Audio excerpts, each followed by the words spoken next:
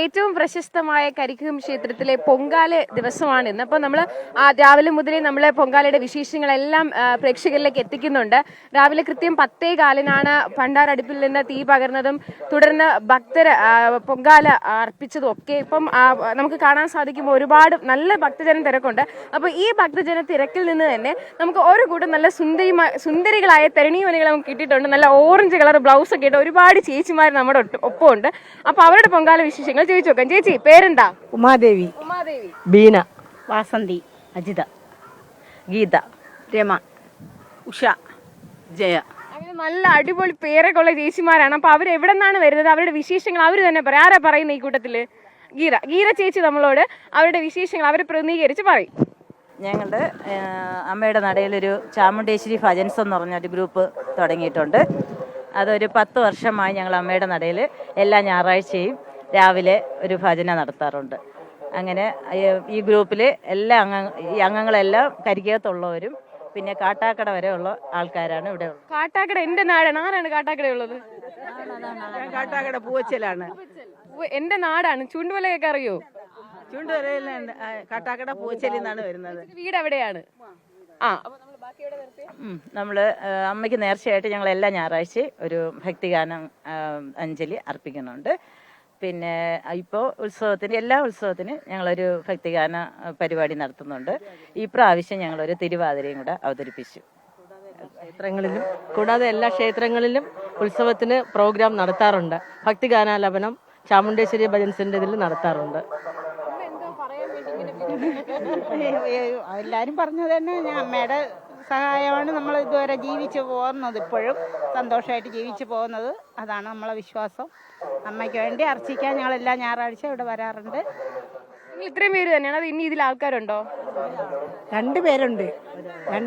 പക്ഷെ ഒരാൾക്ക് വരാൻ പറ്റാത്തൊരു സാഹചര്യം. ഒരാൾ കരിക്കകത്തി തന്നെ ഉള്ളതാണ്. അവിടെ ഇങ്ങനെ അന്നദാനവും എല്ലാം ഉള്ളതുകൊണ്ട് ഇതിൻ്റെ കൂടെ ചേരാൻ പറ്റിയില്ല. നിങ്ങൾ എല്ലാ ഞായറാഴ്ച വരുന്നുണ്ടെന്ന് പറഞ്ഞു. പൊങ്കാല ഇടാൻ തുടങ്ങിയിട്ട് എത്ര വർഷം? പൊങ്കാല കുഞ്ഞുനാൾ തൊട്ടേ 10-40 വർഷത്തോളമായി പൊങ്കാല ഇടാൻ തുടങ്ങിയിട്ടുണ്ട്. ആദ്യമായിട്ടാണ് പൊങ്കാല ഇടാൻ വരുന്നത്. ഇത്രയും വർഷം പൊങ്കാല ഇട്ടിട്ട് എന്തെങ്കിലും ഒരു അനുഭവം നമ്മളോട് പറയാൻ പറഞ്ഞാൽ എന്ത് പറയും? എല്ലാം അമ്മയുടെ അനുഗ്രഹം.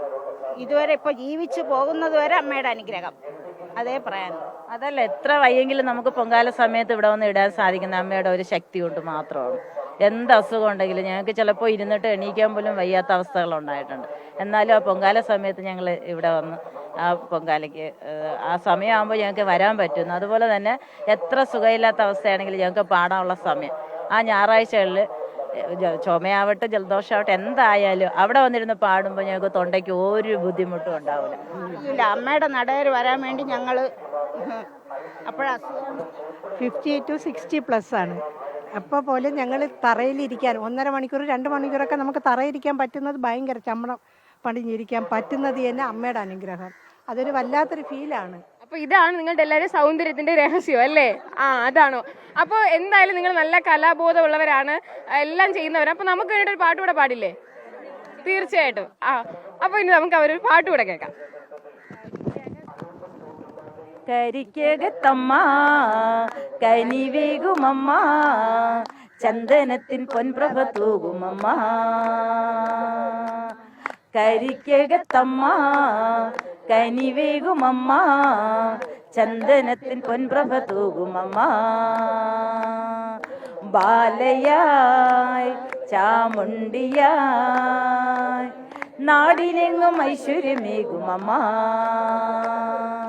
ബാലയായി ചാമുണ്ടിയായി നാടിനെങ്ങും ഐശ്വര്യമേകുമമ്മ. കരിക്കകത്തമ്മ കനിവേകുമമ്മ ചന്ദനത്തിൻ പൊൻപ്രഭ തൂകുമമ്മ. ഇതാണ്.